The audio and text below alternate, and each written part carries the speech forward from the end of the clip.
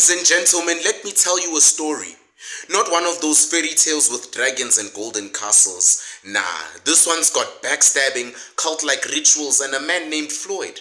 Yes, the same Floyd who used to roll up in parliament like it was an EFF club meeting, hitting points with the passion of a preacher and the side eye of a seasoned skeptic, Floyd Shivambu. But now our boy Floyd's got himself demoted, oh no. And I say that with all the sarcastic quotation marks in the world. The man who once co-led one of South Africa's loudest, rowdiest, most unapologetic political movements, now chilling on the backbench. Like a high school rebel who got caught writing diss tracks in detention and now has to sit quietly while the principal talks. I know. What happened, Floyd? Well, that's why I'm here, to unpack this with love and some of that summer Sambit truth sprinkled in between. Look, we've got to address the elephant in the room. Actually, it's not even the elephant. It's a whole damn parade. The MK party, that thing is not a party. It's a cult, a cathedral, a shrine, a prayer meeting to the one, the only Father Jacob Zuma. You don't join MK, you convert. You don't run for leadership, you kneel and kiss the ring. Zuma is not just the president of the party. He's the Messiah, the Moses, the burning bush, and the 10 Commandments all in one. And Floyd walked into this temple thinking he was getting a promotion, thinking he was about to write scriptures alongside Ubaba Zuma. Instead, he became the altar boy who forgot to bring the wine. Let's be honest, Floyd leaving EFF was shocking. But joining MK, that was straight out of the field. I mean, it's like going from being vice captain of a rebel punk band to joining a church choir where the lead singer refuses to retire and wears sunglasses indoors. Zuma's been leading since Jesus wore sandals. And I get it. He's charming. He's got that uncle laugh. I'm just an old man who loves Nkandla vibe going on. But that doesn't mean you follow him blindly. Then, like a rising star in the WWE, Floyd got his big push. Secretary General. Amazing, isn't it? But in MK, Secretary General just means you're the chief WhatsApp typist, the group admin who has to remind people to please read the party constitution before you do anything on your own. Basically, you spend more time being a glorified PA than an actual policy maker. Floyd probably thought he was going to have some influence, set policies, drive ideology, all the stuff politicians usually want to do when they switch parties. But instead, he got treated like a substitute teacher in a class full of spoiled brats. This was not a promotion, my people. This was like going from being a DJ to the guy who plugs the aux cord. Man went from Floyd the fighter to Floyd the forfeiter. Okay, now here comes the kicker. You ready? Watch this. Floyd took a trip. Yeah, a trip. Just went to Malawi, one trip, not for a drug deal, not to smuggle Jacob Zuma's medical records or his secrets, just to meet Shepherd Bushiri, a pastor, a prophet, a man with a wardrobe that screams international gospel meets crypto Ponzi scheme. Now sure, Bushiri's got some issues with South African law, but was it really that deep? MK said, Floyd, explain yourself with a gun to his head. And Floyd said, I'm a grown man. Why must I explain anything? And boom! Fired, axed, done, he's dead.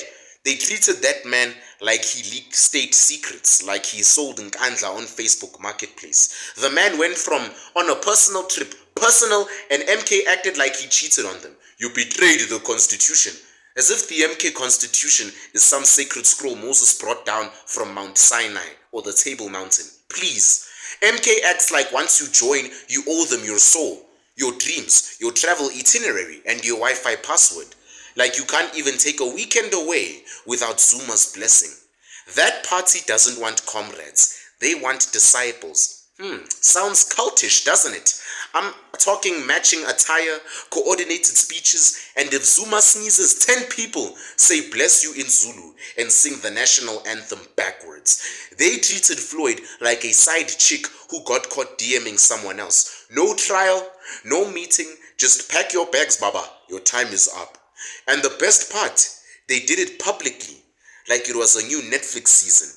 In one episode of Who Betrayed the Father, watch as Floyd is thrown under the MK bus. You like my MK shirt?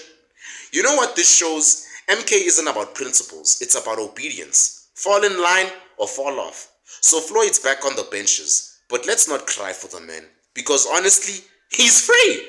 He's free. Free from the political boy band where only one singer is allowed to a solo. Free from being the secretary who wasn't allowed to send emails without permission from Ubaba Zuma. Free from a party that thinks self-criticism is an attack on God. Let me tell you, this isn't a fall, this is a release. Floyd probably sat on his couch the next morning, took a sip of his tea, looked outside at the sun, and smiled like a man who dodged a bullet the size of Zuma's corruption trial, like a man who just escaped a cult. So let's talk about the MK now. You really think this party can survive without Zuma? Let's be serious for a second. Bear with me for a second. MK has no ideology. None. It's a vibes party. It's let's make noise and pray the court doesn't harm us or ban us energy. Their new manifesto is a WhatsApp status, and their economic policy is we'll talk about it later. And without Zuma, nothing. Crickets. The whole party would collapse faster than ESCOM during load shedding. Their rally turnout, that's not loyalty to the MK. That's loyalty to Zuma. When he's gone, done. Just like that. Like a pop-up shop that only sells scandal and nostalgia. MK is not a party. It's a nostalgia concert. One day, someone's going to shout who's in charge now, and all you're gonna hear is coughing and excuses. Now, what can we learn from Floyd's little journey? Simple. Don't join a party where questioning leadership is the same as blasphemy. Don't fall for the hype or the trend, the pretty speeches, the promises of power. If a party can kick you out for going to see a prophet, trust me, they were never your people to begin with. It's like trying to fit in with the cool kids in high school. Floyd thought he was entering a revolution.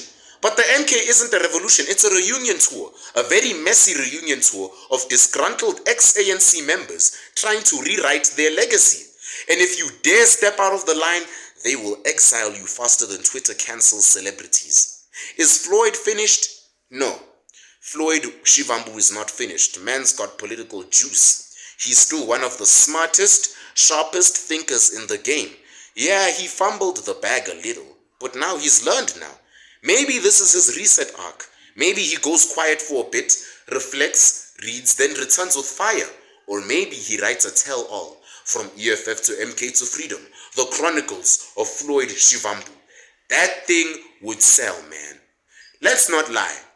This country is entertaining. Our politics, it's not a democracy. It's a drama series. And Floyd's chapter in the MK saga, legendary. Absolutely legendary. I think South African politics is so entertaining, it should have a spot and have its own show in Z-World and Mzansi Magic, specifically for those who love the game. You know what really grinds my gears though? The way they try to manipulate you. Yes, you, the people. Like you're some clueless toddler who can be distracted by jingling keys and bright colors while they slide the truth under the rug like they always do. Oh no, a poor Floyd Shivambu. Look at him now. So humiliated, so disgraced, so finished. Bull dust. This is what they do. They build a false story, hand it to the media with a smile, and watch as it spreads like a virus. The goal? To shape your perception, to make you think Floyd has just suffered some career-ending humiliation, to make you think that being kicked out of the EFF and joining MK, even just briefly, is his downfall. But that's not the truth, is it? Let's really break it down, with our eyes open for once. Listen, watch this. First, they had to humble the man. Malema and the EFF turned on him like a wolf pack that smelled blood. From comrades to cannibals in 0.3 seconds. They put Floyd in front of the firing squad, dressed it up in political language, disciplinary proceedings, party protocol, ideological betrayal, when really it was just a humiliation ritual, a way to strip him of power in the eyes of the public. Why? Because they feared what he could become outside of the party. You think Julius Malema doesn't know how influential Floyd Shivambu is? That deep voice, that intellect, that stubborn backbone that doesn't bend easy? Nah, Malema knew. So instead of letting him walk away with grace, they made sure he walked away with mud on his face. Classic strategy. You don't just fire the man, you smear him, embarrass him, weaken him in your eyes. Why? So when he rises again, the average person thinks, huh? Floyd, isn't that the guy who got kicked out of the EFF? But guess what? He did rise again, didn't he? Now here comes the real gaslighting. Watch this. They say Floyd Shivambu has been demoted. Demoted? To what? Parliament. You mean the highest lawmaking body in the country? The chamber where billions get approved and policy is crafted. The place where you don't just make noise in rallies, you make decisions that affect real lives. You mean that demoted? Oh, okay. Or tell me, where is the demotion there? The man went from being a symbolic rebel on the front lines to an actual voice in parliament with a permanent chair, a mic, and a mandate, and the kind of power that no Twitter thread or protest chant can match. That's not a demotion, my friend. That's a transition into the big leagues, the elites, the boardroom, the war room, the table where the real deals go down and decisions are made for you. But they can't let you think that, can they? No. Hell no. They need you to see him as washed up, disgraced. Because if you knew how powerful his position actually is, you might just start listening to him again. And God forbid the people think for themselves, right? Now this part is slick or sick. They try to sell you an emotional lie. Paint Floyd as some sad, pitiful figure. Oh, look, he's all alone now. Look at what he's lost. But what they're really doing is they're emotionally trying to trap you. Why, you ask? Because if you pity Floyd, you stop taking him seriously. If you feel sorry for him, you'll think he's weak. And if you think he's weak, you won't rally behind him when he starts making real moves. It's psychological warfare. It's all in here. They have it here. They don't just fight people in courtrooms. They fight them in your minds. They take control of the narrative and spin it until reality looks like a TikTok filter. Pretty but fake as hell. Now let me tell you something real, all right? The most dangerous man in politics isn't the one with the loudest mic. It's the one you thought was out of the game, who's now watching silently from a chair in parliament, plotting a move you will never see coming. You don't need a uniform to be a revolutionary. This is the part they never want you to understand. Listen, watch this. The EFF made you think the red overalls were the revolution. Wear red, shout kill the Boer, disrupt parliament. That's power, right? But that's not power. That's theater. Real power does not wear uniforms. It wears strategy. It signs legislation, sits on committees, influences national budgets, networks behind the scenes, and makes silent moves that echo for decades. So now that Floyd isn't rocking red overalls anymore, they want you to think he's abandoned the cause. No, he hasn't abandoned the cause. He's just evolved. He's traded the costume for a position, traded the noise for influence. While they perform for cameras, Floyd is now in the belly of the beast where the real challenge happens. So don't be fooled by the headlines. Don't let them convince you that he's fallen. He's rising. Quietly, powerfully, strategically. And by the time they realize it, it'll be too late. Because the so-called demotion wasn't the end. It was the beginning of something much bigger. Remember this. Revolution doesn't always scream. Sometimes it just takes a seat. So here's to Floyd, the only man who managed to get kicked out of a party for going to church. May your next political move come with less candles and more common sense. And to the MK, enjoy the show while it lasts, because without Zuma's aura and the echo of struggle credentials, all you'll have left is a broken mic and some leftover red berets. Thank you, and may the political soap opera continue. Nothing like wearing an MK shirt while having some good old EFF juice. The flavor? Kicked out of courtroom cranberry style.